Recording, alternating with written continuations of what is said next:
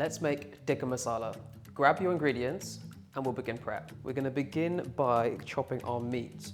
So pick a big knife, get your 500 grams of boneless chicken thigh, make sure your hand's clean.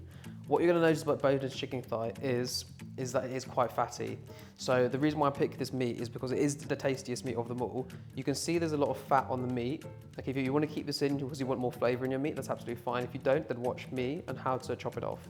So you see it on the end here, you grab your knife and you wanna be cutting away from you. So you just do a slight slither on top, try not to get too much meat. And as you're cutting, just push the fat away.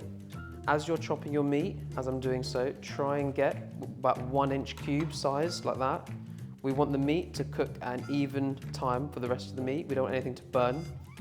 There you have it. Now, your meat is all chopped, so keep it to one side. So now we've done the chicken, we are going to mince the garlic.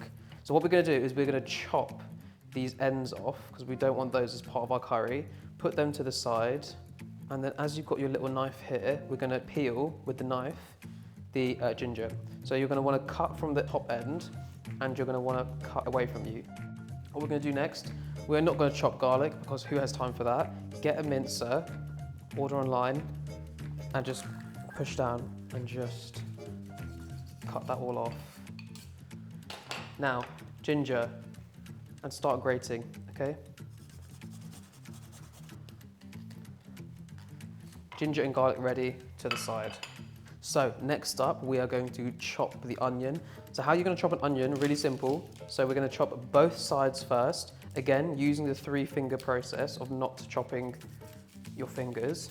And we're gonna push down, make sure you've got a sharp knife. You're gonna chop halfway, and then we're gonna peel a little bit up using the knife.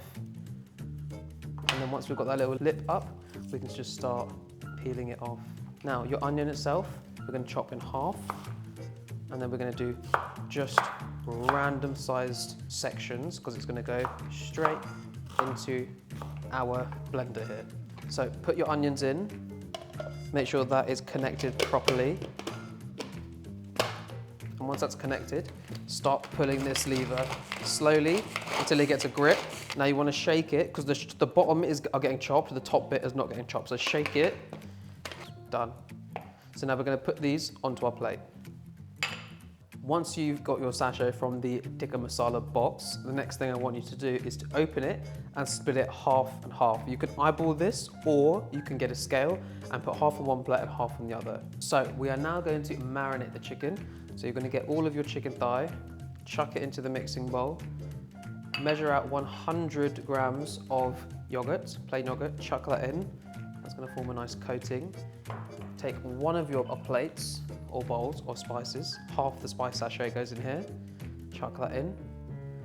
You're going to measure out 2 tablespoons of vegetable oil. 1, 2. And you are going to do 1 teaspoon of salt here. Now we're actually going to mix and get right in and mix that up and make sure everything is coated just like that.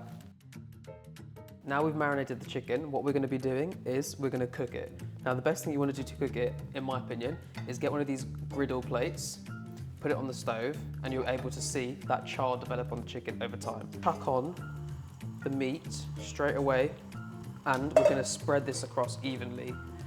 So the intention here is to get the chicken cooking at the same time as all the other pieces. So we're going to have a look, and now we can see the chicken is starting to get cooked on one side. So we're going to slowly turn all the pieces of chicken over, and you'll be able to see that char starting to develop on the chicken.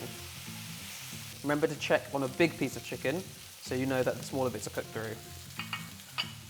So you'll now see, if you open that through, you'll see it's nice and white, cooked through. Your chicken is ready to be taken off. Get a bowl and remove all your chicken. Now, we're going to go in to make the sauce, and we're going to set this aside. So, grab your vegetable oil, put 2 tablespoons in. Your onion that you've chopped, chuck it in. And the aim here now is just to saute the onions. So we're going to get a nice light brownness on them. They're starting to brown now, which is good. Again, keep stirring. And what we're going to be doing now is adding in the ginger and garlic that we minced and crushed earlier. So let this cook together for about a minute, and then we'll add the spices. We're going to throw in our second half of our Tikka Masala spice sachet. Okay? Now we're on a low heat. What we want to do is stir the spices in gently. And what we're going to do at this stage is let the spices roast on top of this pan. We're going to let that roast for about a minute. We are going to throw in a can of tinned tomatoes. 1 tin, stir that in gently. And now, on a low heat, you'll be able to see this is the beginnings of your Tikka Masala sauce. And we're going to cover and let this simmer for about 8 to 10 minutes. Now that that's been simmering for about 8 to 10 minutes, you'll be able to see the spices, onions, and garlic and ginger have broken down to a really lovely level. The next thing we want to do is pour in 150 ml of cream. So, pour that in nice and slowly. Okay, save a few drops for later. Stir gently. So we're going to let that simmer for a good few more minutes. Not too long, but just let all the flavours infuse. Cover with a lid.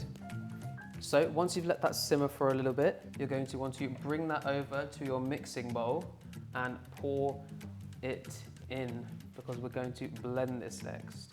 So pour it in slowly. Get your blender and don't be afraid, okay? I'm going to start off on number 1 setting and then we'll go number 2. You're going to want to do this for at least 5 minutes and turn the bowl as you're blending as well. Now to check it, all you're going to do is grab a small spoon, bring it over and just put it through your sauce, okay? And you'll start to see the different types of texture. Taste it, make sure it's not grainy. If you feel like you can still taste onions and bite and chew onto onions, then blitz for some more. Now you've finished blitzing the sauce, bring it over to the pan that you were using, put on a low heat, and what you're going to do is just pour in the sauce. Nice and slowly.